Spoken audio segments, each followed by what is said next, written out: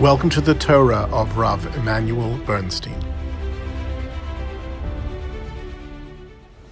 The Parsha for this week is Savo. Before we actually involve ourselves in matters of the Parsha, I wanted to devote some time to a topic of Inyana Diyoma, something which is of timely relevance, and that is with reference to the Slichos. As we know,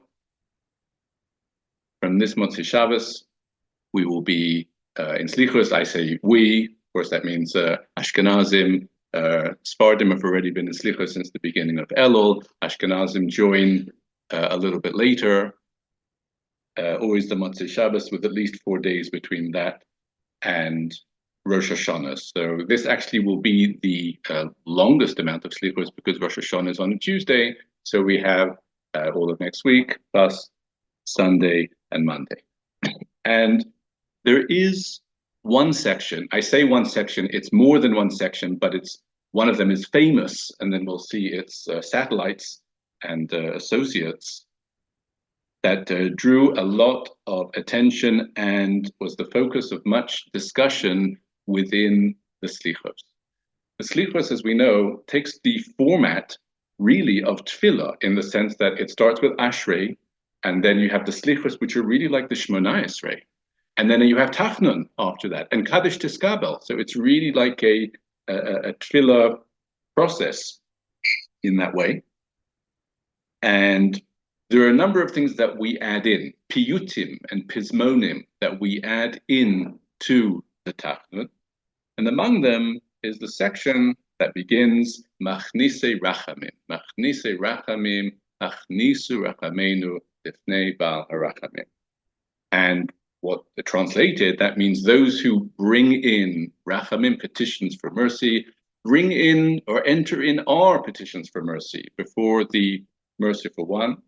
That is to say, we are addressing here the Malachim, whose job it is, or whose job we are assigning to bring in our petitions for Rachamim. We're asking that they do that. Machnise Tefillah, Mashmi'e Tefillah, Machnise Dima, etc.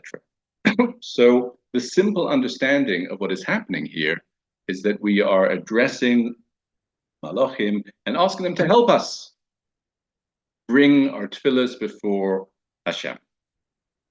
Now, the place that everyone goes to at this stage is the Rambam. The Rambam, in his 13 Ikrim, the Rambam lays out what we know as the Yud Gimel Ikarim, the 13 principles of faith, in his introduction to his commentary on Perek Chelek, which is the 10th Perek or 11th of Sanhedrin, and that is where the Rambam has his full presentation of the 13 principles of faith as he formulates them. The fifth principle is about worshiping Hashem and no one else. Avoda is directed towards Hashem and no one else. And that's obviously an ikr within Judaism, a primary principal idea. But the Rambam says more than that. Firstly, says the Rambam, one should not worship any other entity other than Hashem. But secondly, and most significantly for us, because no one's worshiping the Malachim here, but the Rambam says further, then one should also not enlist any other entity as an intermediary towards worship of Hashem. And that second point, of course, will seemingly come into conflict with Machnise Rachamim, because the Rambam is saying, do not petition or enlist any other force in your service of Hashem. Yet that seems to be exactly what we're doing, because we're petitioning the Malachim to bring our tefillos before Hashem. So this seems to be, and Slichos, if there's ever a time of the year when we want to be at our best and not doing anything that's objectionable, it's during Slichos when we're asking Hashem to forgive us. Yet there seems to be impeding or impinging, if not worse, on one of the principles of emunah in terms of how to relate to Hashem with nothing else in between. How are we to understand this? And we should remember. I don't know if it's known exactly who wrote Machnise Rachamim, but these are prayers that are in the Slichos already from the times of the early Rishonim. That means whoever wrote them are themselves Rishonim. There were those, indeed, based on this, who opposed the recitation of Machnise Rachamim and stated that it should be removed and it shouldn't be said because it's very objectionable. So there were those who opposed, but of course, whoever wrote it did not oppose it and felt that it's acceptable. And in many communities, they say it. And how are we to understand why Machnise Rachamim is an acceptable thing and a good thing, obviously, then to say? So the first thing we should note is that actually, with these words, at least at this stage, with these famous words, Machnise Rachamim, Achnisu Rachamenu, those who bring in mercy, bring in our petitions for mercy, we're actually not asking the Malachim to daven for us, because what we're asking them to do is to take the tefillahs that we have offered and just to bring them to Hashem. And the background to this is as follows. The Gemara itself indicates, this is on the authority of the Gemara, this is in Masechah Shabbos and Daf Yud Beis Amud Beis. The Gemara states that Malachim are involved in the Tefillah process. They are involved in the sense that it is Malachim that ferry a person's prayers up towards Hashem. And the way that it comes out from the Gemara, interestingly, is that it is there that the Gemara says a person should not pray in Aramaic. The reason why a person should not pray in Aramaic is because the Malachim do not relate to it. They don't recognize it. They won't ferry such a prayer up towards Hashem. Why will the Malachim not ferry a prayer that is offered in Aramaic towards Hashem? What is their issue with the Aramaic? Well, the Rosh says that they consider Aramaic to be something that detracts from the honor of Lashon HaKodesh. It's almost like it's not exactly Lashon HaKodesh, and therefore, in principle, out of respect for Lashon HaKodesh, they will not accept to ferry a prayer up towards Hashem in Aramaic. That's very interesting for a number of reasons. But in terms of our discussion, it's interesting because we see that Malachim are involved in conveying our tefillos towards Hashem. Now, if that's true, if that happens, then it's possible to look differently at this Machnise Rachamim. Because really what we're doing is we are exhorting the Malachim to do their job. It's something that the Malachim do. We're just further encouraging them. Our tefillahs, that it is your job to take them up towards Hashem, do so. Do right and do your job well. And so it's really more in the realms of encouraging something that they're in any case doing, as opposed to asking them to do something that they wouldn't have done otherwise. In the same way that a sentence just a bit further on, Machnise Dima, Achnisu Dimosenu, those that bring in the tears, bring our tears in towards Hashem. We're not asking the Malachim to cry for us. The crying is done by the Jewish people. We're asking the Malachim to take those tears and bring them up. So too, we're not asking them to daven for us as an intermediary. We're doing our own davening. We're just asking them and again encouraging them to bring those tefillos up. What's interesting is, and of course we are aware that there are some tefillos that we do say in Aramaic. And the reason why is because the Gemara says there in Shabbos that we only need Malachim to bring our tefillas up to Hashem if the Shechina is not abundantly present directly where we are. And what that means, for example, is that if a person is davening with a minyan, so then the Shekhinah is present in sufficient measure that we don't need malachim anymore, and you can daven in whatever language you want. That's why the prayers that we generally say in Aramaic are prayers that are said in shul with a minyan, like Kaddish. Kaddish is in Aramaic. It's a tefillah. Yiskadav, Yiskadav, Shemer Ba. That's a tefillah. And Yukim Porokon and Brich Shemei, these things are said in shul. Interestingly, the reason why the Gemara comes to talk about this is within the context of Bikkur Cholim. Because the Gemara says if you visit a sick person, and part of the mitzvah of Bikkur Cholim is to daven for the sick person. That's a very important part. Sometimes that kind of goes missing. Of course, the other parts are to see if they need anything and to encourage them and to give them moral support. But a core part of the mitzvah Bikkur Cholim is to see them and to daven for them. The Ramban states explicitly that if a person would visit the sick but did not daven for them as a result of that, or in conjunction with that, the person has not fully fulfilled the mitzvah of Bikkur Cholim. Of course, one needs to act advisedly within the context of Bikkur Cholim. If you see the Cholim, you start breaking down into uncontrollable sobs, you might not do that much for his condition and good feelings. So one needs to use one's head. But either way, so the Gemara says, when you visit a sick person, you can daven in Aramaic, which in the times of the Gemara was a very big concession, because that's the language people spoke. And the Gemara says, even though one shouldn't daven in Aramaic normally, but the Shekhinah is present by the head of someone who is sick, and therefore it's like being in shul. And you could daven directly. And certainly if you are in shul, if it's Tefillah b'tzibur, so ironically, in shul, which is where most people say slichos, the malachim are not involved.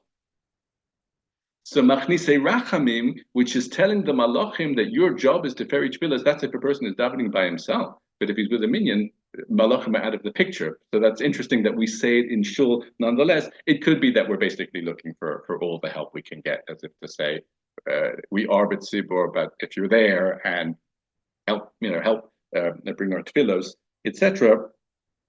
So this is, again, to put that into one sentence, so far, certainly no one's talking about davening to a malach.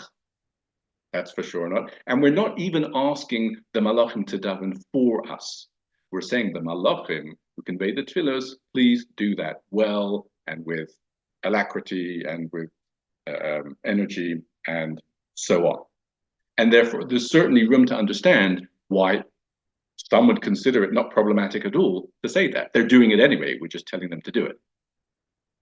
Having said that, there are those who objected, as we mentioned, and even this they would not allow. There should be no machnise rachamim, and that's not appropriate to involve them or to address them even in any capacity when you're davening. That's really the point. Interestingly, one of those who was very vocal in his opposition of saying machnise rachamim was the Maharal.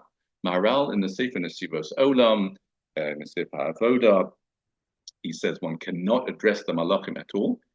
But what's very interesting is he didn't say that one should remove the prayer, but rather it should be amended.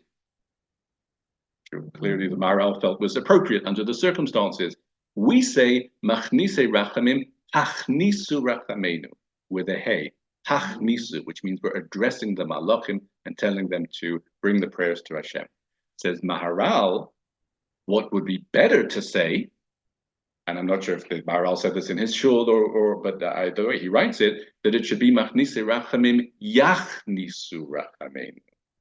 Let the malachim yachnisu, we describe them in the third person plural. We're not addressing them. We're addressing the only one, capital O, that we ever address during Tefillah, and that is Hashem. Part of our Tefillah to Hashem is that he should allow the malachim who bring our Tefillahs in, he should allow them in. So to Hashem we say that those machnise rachamim, yachnisu rachameinu, let them bring them in. I'm not sure how widespread the emendation of the Maharal became from hachnisu to yachnisu. Certainly nowadays, I don't know if it's said, maybe in Prague, I don't know. But that was in principle, therefore, Maharal's position is clear. He just didn't want to throw out the Tefillah, and therefore he amended Achnisu Tiyavim. So thus far, we have navigated around Machnise Rachamim because we're not doing anything other than to tell them to do what they're doing anyway. However, there are other places in Slichos, actual Slichos themselves, where we do address the Malachim and we do ask them to daven for us. On the second day of Slichos, there's always a pismon towards the end. And the pismon for the second day is called Malachi Rachamim, Angels of Mercy. And the first two lines are Malachi Rachamim, Misharsei Elyon, Angels of Mercy, those who administer on high. Haluna Pnei Kel. Haluna means entreat, please. Pnei Kel. Haluna like Vayichal Moshe. So we're asking the Malachim to entreat Hashem on our behalf. B'meitav hikayon. That's Misharsei Elyon. B'meitav hikayon. That's with eloquent expression. So this is already much closer, seemingly, to a problematic area, because we're no longer just telling them to ferry our tefillahs. We're actually asking them to daven on our behalf, to petition Hashem on our behalf. And the truth is that even in the Machnise Rachamim, which we seemingly dealt with, it starts by asking them to ferry our tefillahs. But a few lines in, we say, Hishtadlu, B'harbu Tchina Ubakosha, please exert yourselves and engage in abundant petition and request. That's tefillah. We're asking them to daven. So even Machnise Rachamim turns into, halfway through, us asking them to daven. And how is that not problematic in terms of having an angel as an intermediary for you? We're asking the Malachim to intercede on our behalf.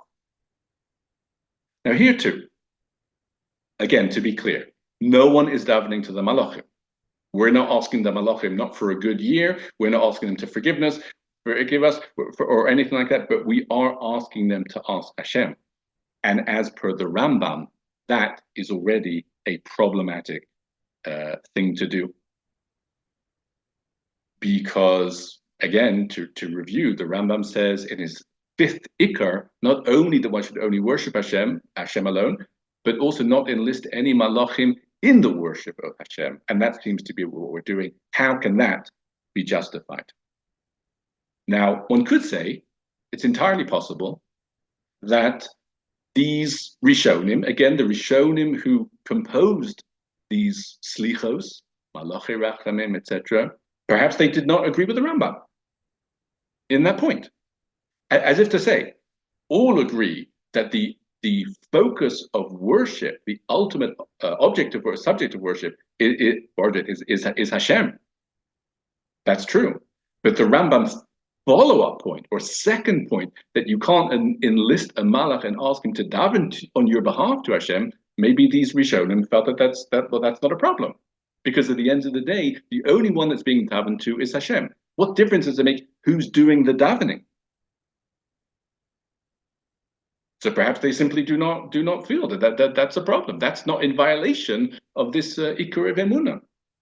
And the truth of the matter is that some Rishonim even raised the question: why would we say that it's objectionable to ask an angel to daven for you, but it's not objectionable to go and ask a tzaddik to daven for you? What is the difference between them? In both cases, you're not davening to the angel and you're not davening to the tzaddik. You are enlisting their help to daven for you. So, and surely as everyone agrees, and this is a time-honored pursuit, and the Gemara discusses this type of thing, and the Gemara says in Baba Basra, Kuftet Zayin, the person has someone unwell in their house, they should go to a chacham to daven for them. So the idea of asking someone to daven for you, if it's a person, is acceptable because the focus of the tefillah, the recipient ultimately is Hashem. What difference does it make again if you are between asking a tzaddik to daven for you and an angel to daven for you? And maybe therefore they felt that they're all the same and it's all acceptable.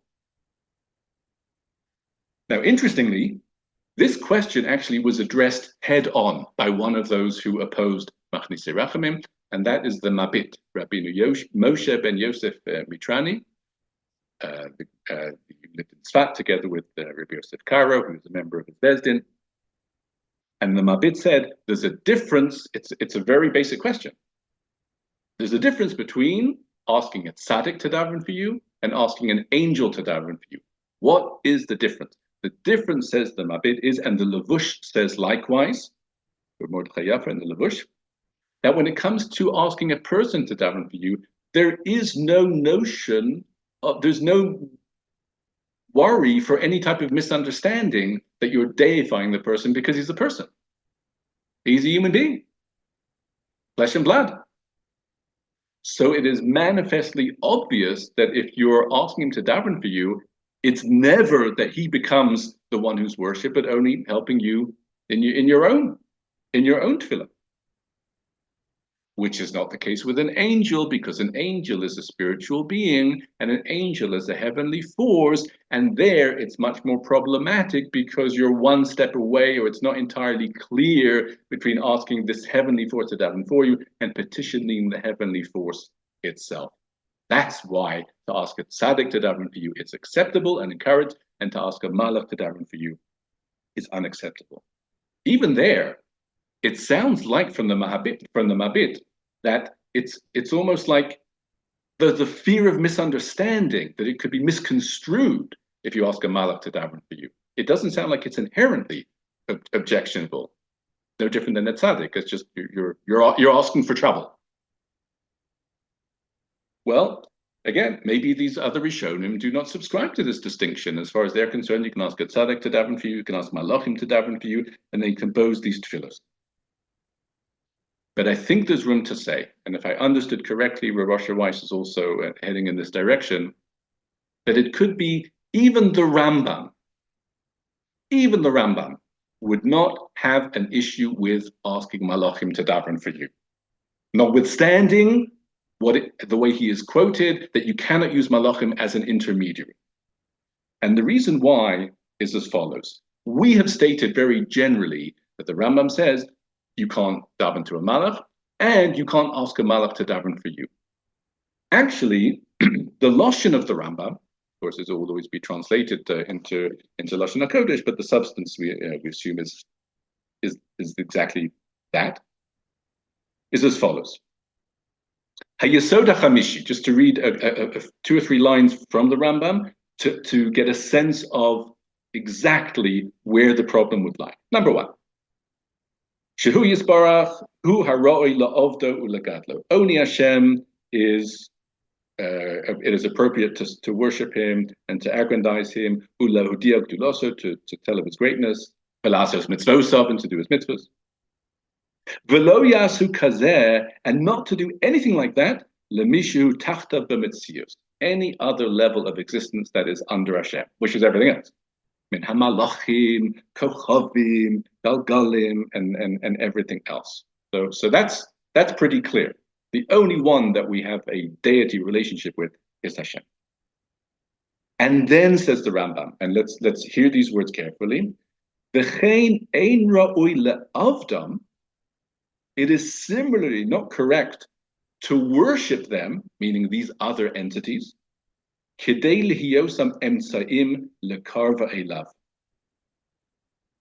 order for them to serve as intermediaries, as medium, to bring us closer to Hashem.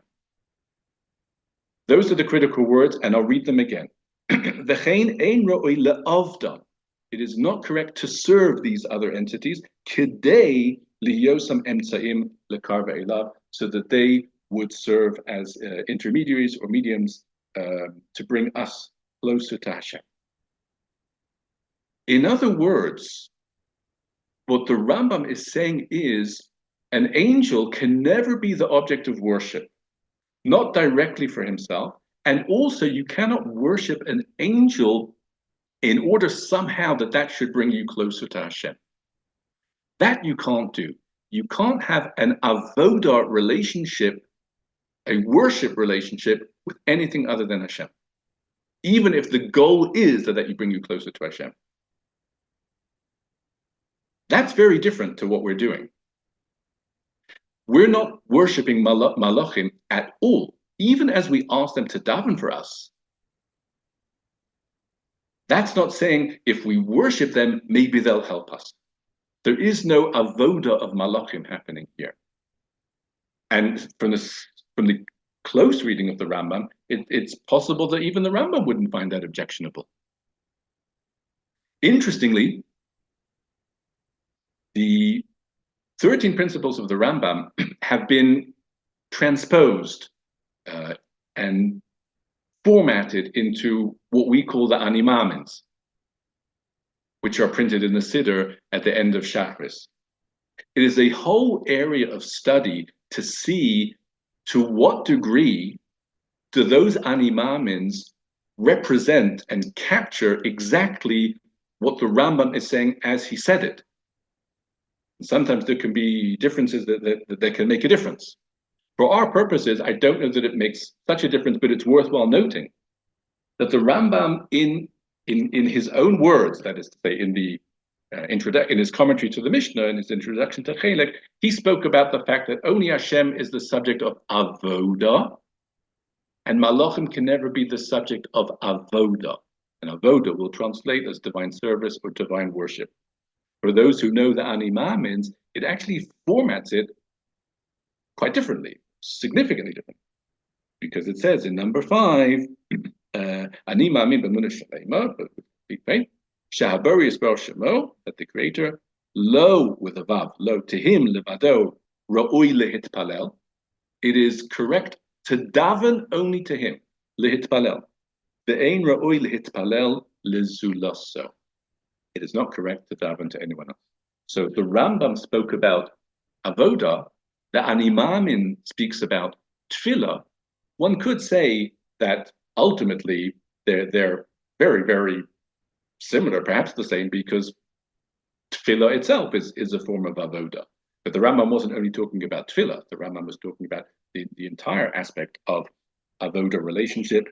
And this then is, if it's clear, what we're suggesting, that what the Rambam outlaws is serving a malach to bring you closer to Hashem. But asking a malach to daven for you, you can ask anyone to daven for you. That's tzaddik, and also a malach. And it could be that this pismon, where we ask the malachim to daven, it's very interesting that we preface by calling them Mishar Se Elyon.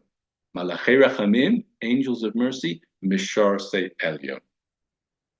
We preface by calling them servants, so that there should be no misunderstanding that we are not petitioning them and we are not relating to them as an object of subject of worship, because they're Misharsim.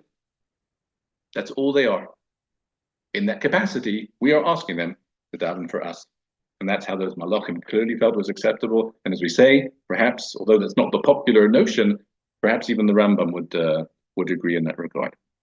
The truth is that there is the final step where we seem to be addressing the malachim directly, doesn't exist within the slichos, but actually throughout the year. Every Friday night, when we come home, we say Shalom Aleichem, and to the malachim, and then Boachem L'Shalom. And then we say, Baruchuni L'Shalom. Baruchuni L'Shalom. Malachei Hashanah. Bless us in peace. So we are actually addressing the malachim directly and asking them for a bracha. That seems to be much closer to the problematic area than anything we said so far. We're not asking them to ferry a tefillah. We're not asking them to daven for us. We are asking them for a bracha.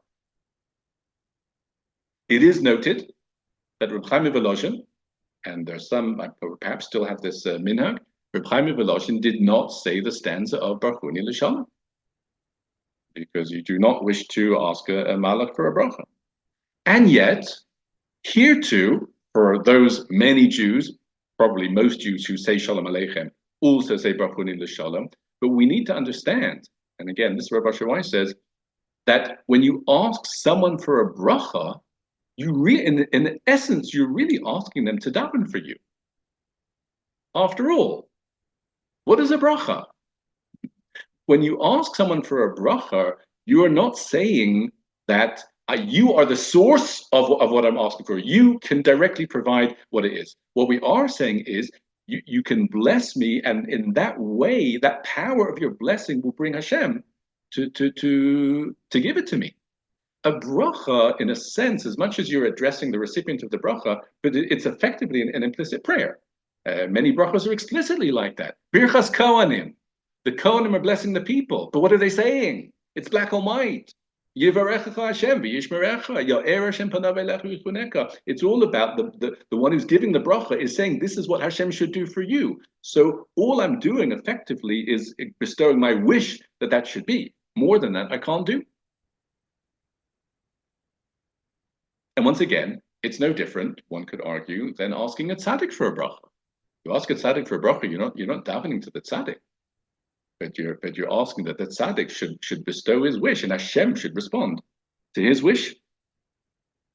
And the truth is that this is something that one could say goes back even further. Any child already knows the pasuk Hamalach Hagoel of Simikara Yivarech es Hanaarim.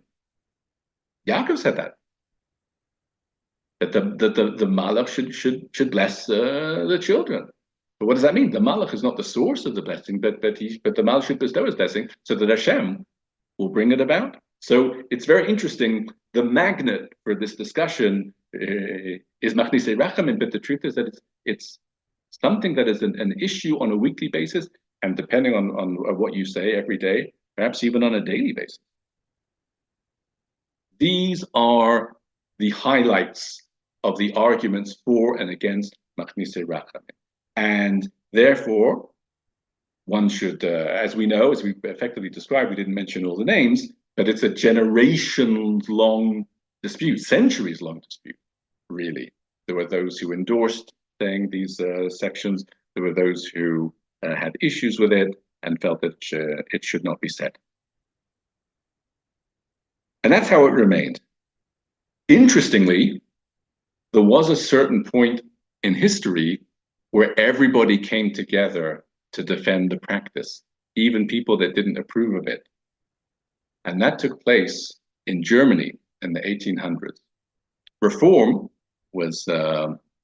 had ascended, and they were doing whatever they wanted to do with the Tefillah. Anything that did not suit their Teutonic tastes was taken out, whether it's Korbanos, Geula, or Return to Israel, or anything like that. And one of the things that they just discarded was Machnise Rachamim. They didn't know what to do with it. They were talking to angels. They have a hard enough time talking to God. Angels are just going to complicate things. And therefore, they felt that was not appropriate, and they made a move to remove it.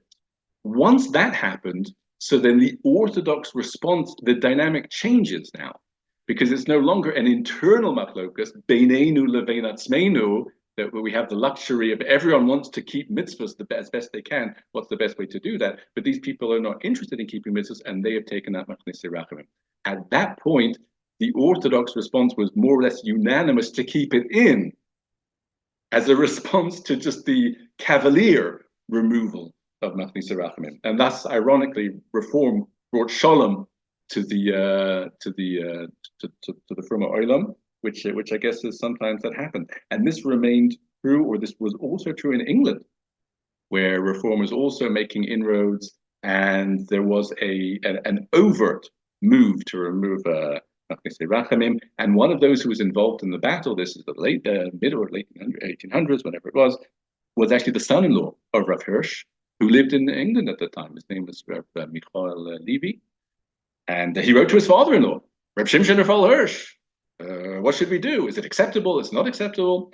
And Shimshon Raphael Hirsch wrote back a letter and says, keep it in. Exclaiming within his letter, what difference does it make if you ask a tzaddik to daven for you, or if you ask an angel to daven for you? Which is really echoing something that had been said, for all those generations. And so it's very interesting that the whole forces at play changed a little bit. And the way that it remains is that I don't know if there's a slichus that doesn't have it in, and people act as they feel is correct, and I think most people say it. And there are some people that don't say it. The Chassam Sofer, who of course was a defender of minhagim there in the 1800s, he wrote a Teshuvah about it, and he says it should certainly not be removed from the Siddur. And as for his own personal practice, he had his reservations. But he had a different way of navigating the issue. He would just basically take a very long time over the earlier parts of Tachlin, so by the time he got there, the Chazan was already finishing, and they didn't have time to say it. So if that's a mahalach, if anyone wishes to follow the practice of the Chassam Sofer, but certainly there is enough basis. I think we've reached a stage where we understand where both sides are coming from, and that, of course, is always important, certainly to make shalom conceptually between the two. In closing, I think it's also fair to mention that there is another force that has allowed for the further acceptance of Machnise Rachamim, and that is, it's a very popular song. It's a very stirring song, Machnise Rachamim. And what that means is, even people who have an objection to saying it in shul might not have all of their objections assembled if they're just around the table and singing. And therefore it gains entry in that way through the medium of song.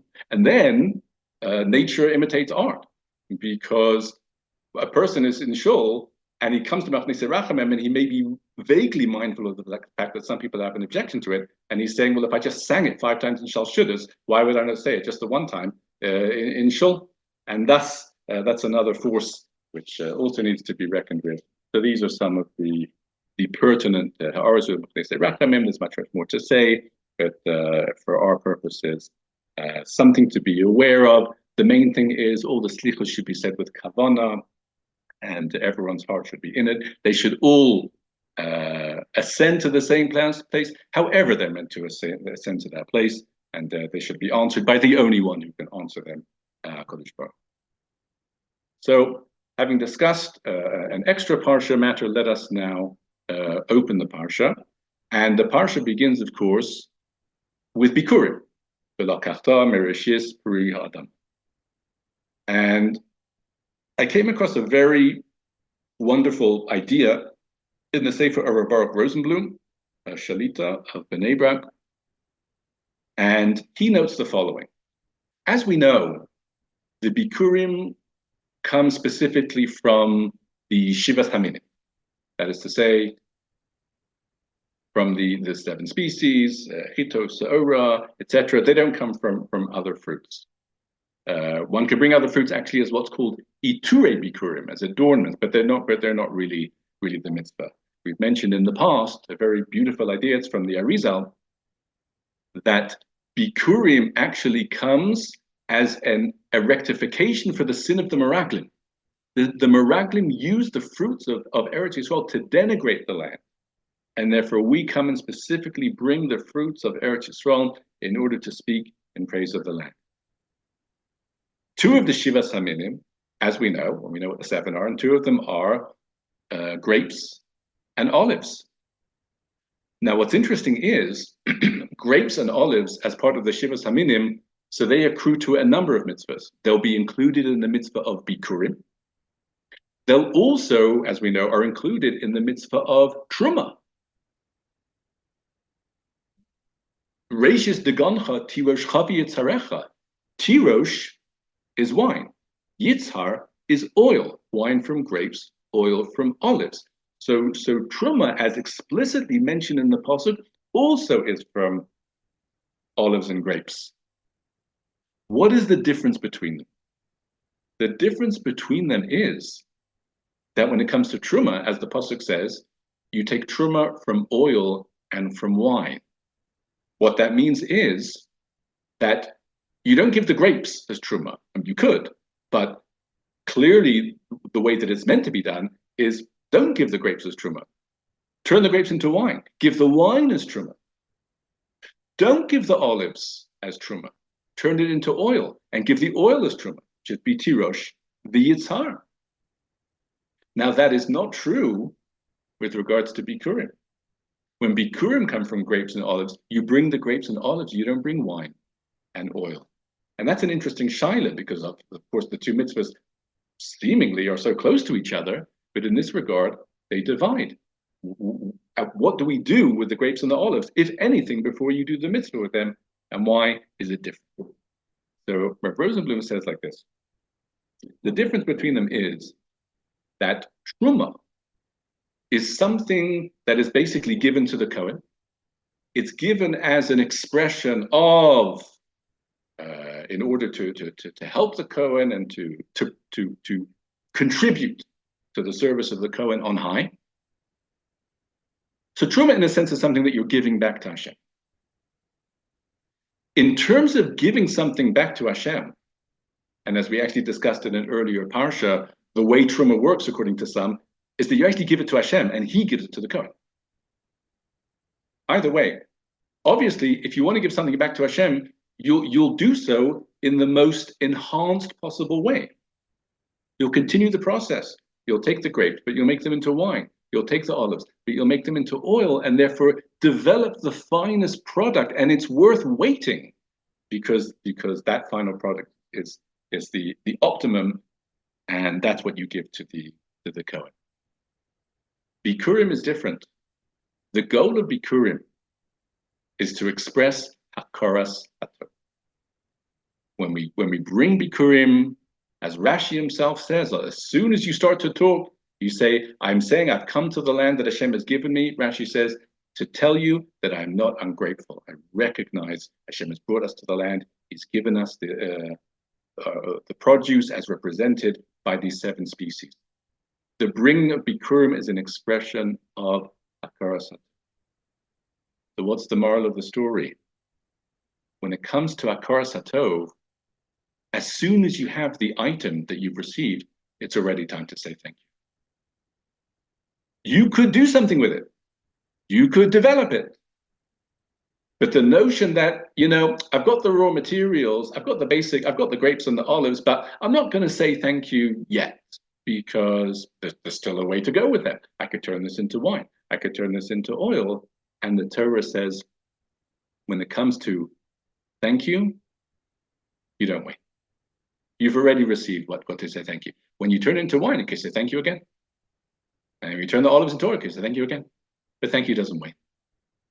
It's time stamped in real time. And what's very interesting is this idea parallels a comment of Rav Soloveitchik with regards to Seder night. On Seder night, we have the song of Dayenu, and we go through 15 stages. And we say, if Hashem had done this and not done this, Dayenu, it would have been enough. As we know,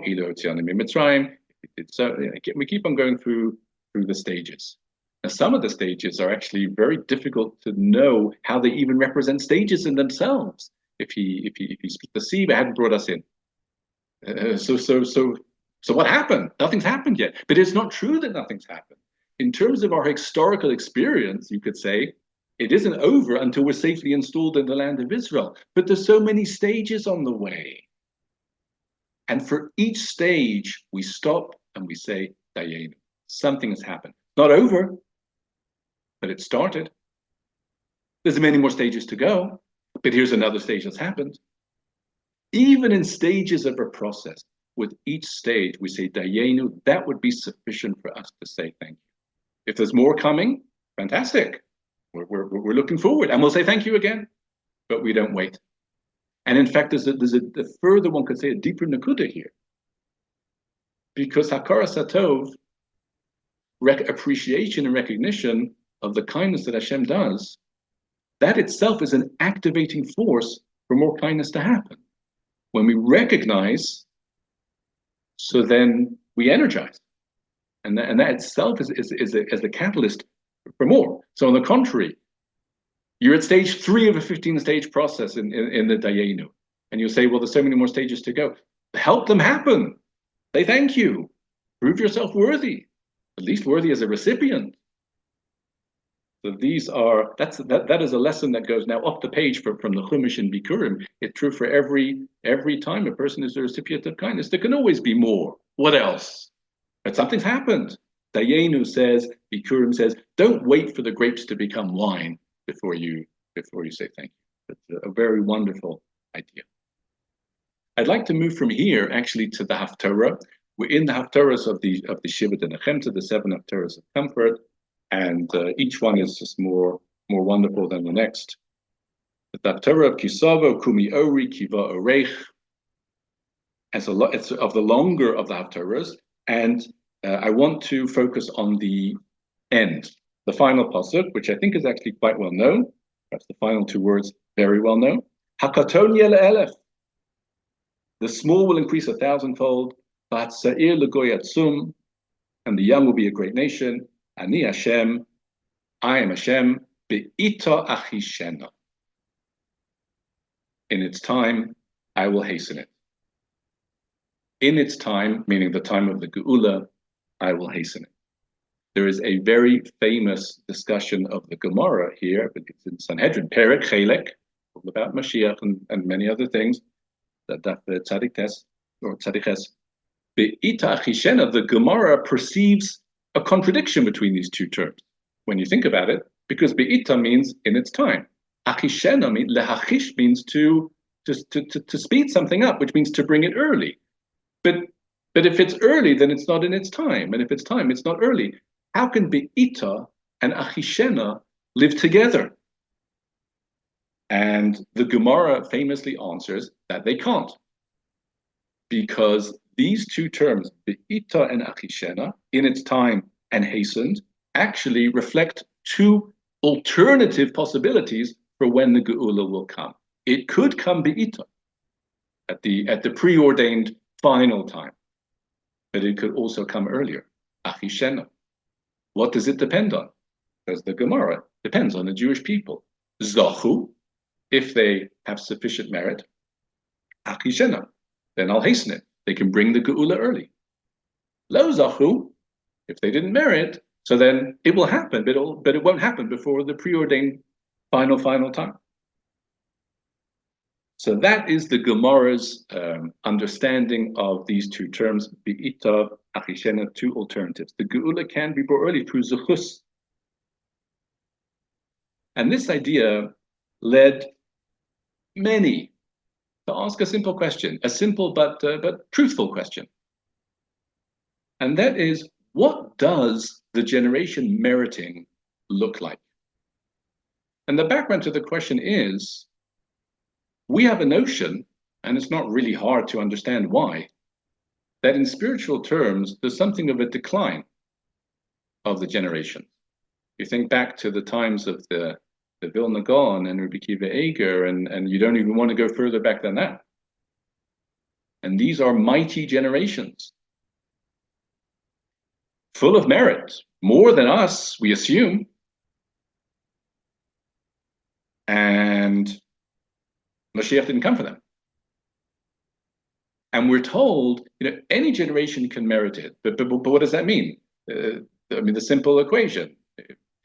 If the generation with more merit didn't bring the Mashiach, how will the generation with less merit bring the Mashiach? So how does it work? This question is actually addressed by the Chofetz Chaim in one of his Sfarim. I mean, it's very easy to lose count of how many Sfarim the Chofetz Chaim wrote. Many of them are life's works, and there's a lot of them. But one of the Sfarim that he wrote was called Machane Yisrael.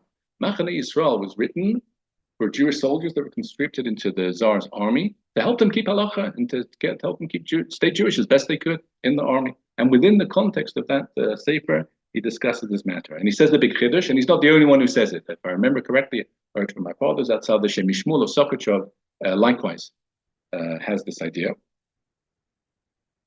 And that is the idea of the merit that's required to bring the Mashiach is not assessed with each generation by itself.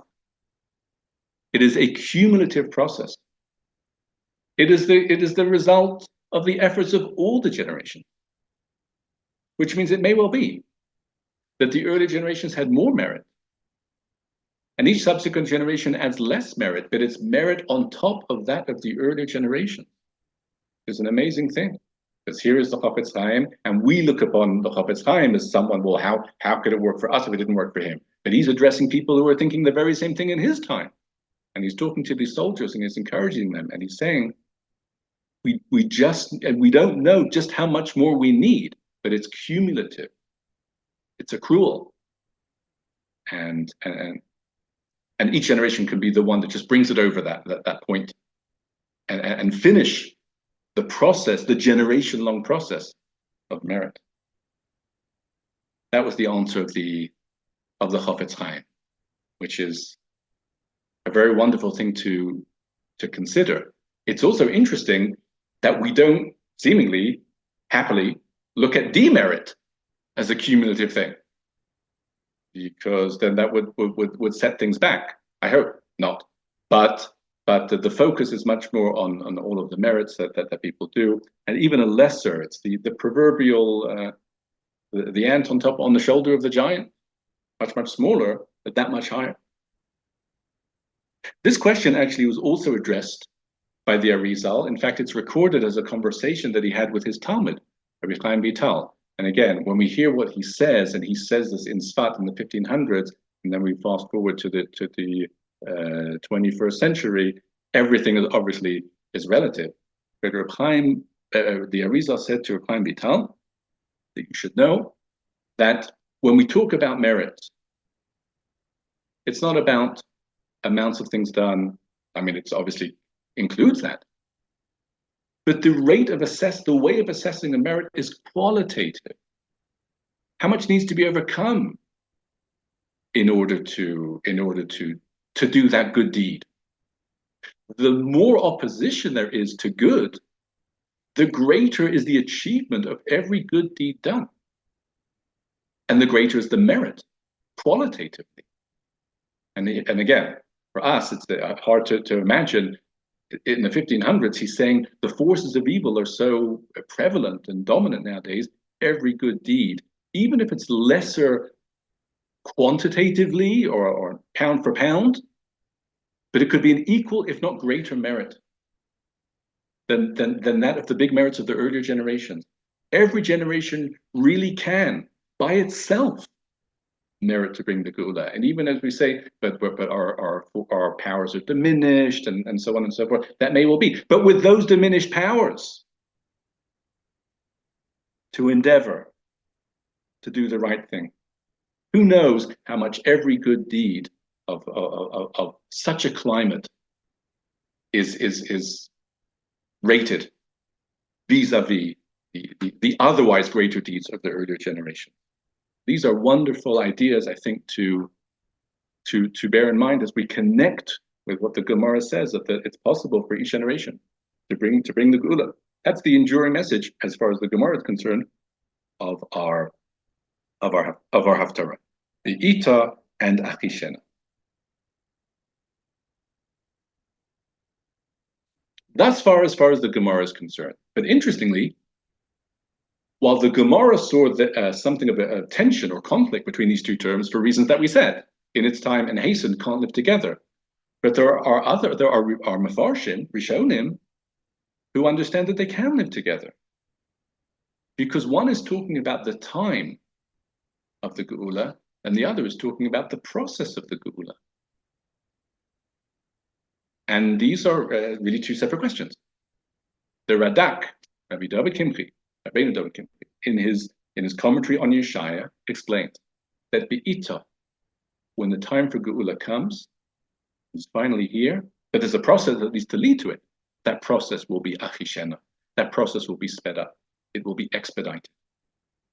And interestingly, some say that this duality of when is the right time and how quickly the process will then follow on from there is something that we refer to regularly. It's in the Kaddish, because we say that Hashem's kingship should be Yiskadal, Yiskadash Shemerba, Ba'agala ubizman kariv. Ba'agala ubizman kariv, which means soon and shortly. Why is that not a redundancy? I mean, there's two ways of saying soon and shortly. But the Vilna Gaon says no. Ba'agala means that the Geula should happen soon, and Bizman Kariv means that all of the stages of Geula should then happen quickly. Because some of the stages of Geula are we do not wish for them to be protracted. They're not always easy. They're the birth pangs of Mashiach. And that's Be'ita Chishena.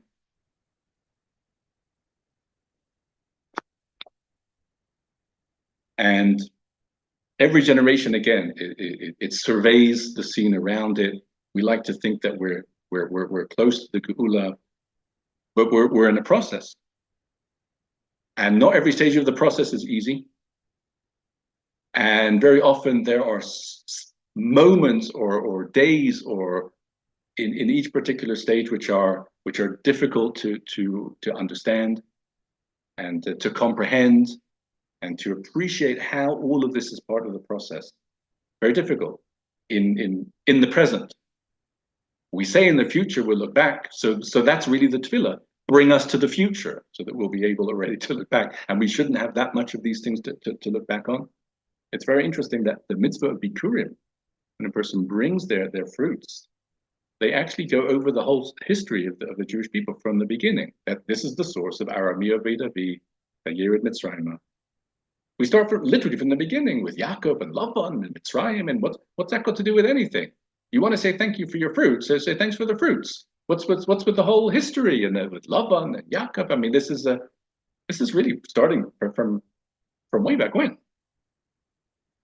But then the idea is that the Jewish people themselves, what becomes of them as a result of the process, and not every part of that process is easy for them. It's hard at the time to appreciate how this is a benefit. But when you look back and you see where you are, you're finally able to get something of a window into the contribution of those stages, difficult as they were at the time. And when is the time to appreciate every stage in a process? When you finished your own process. You just brought Bikurim. That's a lot. That's the whole year. And not every stage you see a fruit. It doesn't start to bud until the end. But all has to go into it, and all the digging and everything else. But you understand that those are all parts of a process. What better time to connect experientially with the importance of every stage in a process than we ourselves have just finished the process, and we look back and we say, well, we were like that. We started underground. We started buried in Mitzrayim. Vayikra Mitzrayim, with all those difficulties or whatever, each in its own way, as the Torah refers to it as the refining furnace, it made the Jewish people as they are today. At the time, hard to see. Looking back, easier to see. We're waiting for the time that we can look back, that it's easy to see. And the Ita, we want the Ita to happen, and then the Hashanah to happen. All of the Nechamas that are mentioned in the Torah, we should experience them soon. The Aggadah will be Zman.